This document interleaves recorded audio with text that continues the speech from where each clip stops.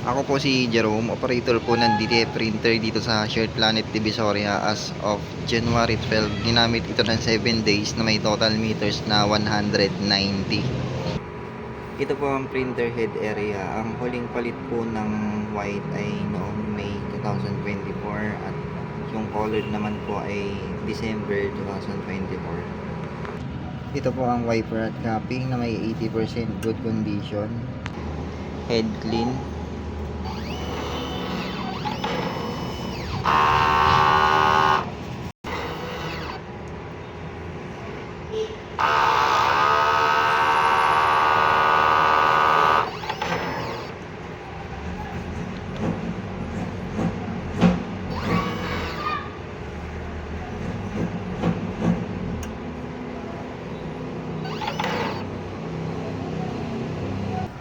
Punasan ng wiper at capping after head clean. Ito po ang nozzle check. Ink system, tama lang po ang level. Base tank nakaka-dispose lang kanina. Ito po ang ABR at wala po kaming ground wire.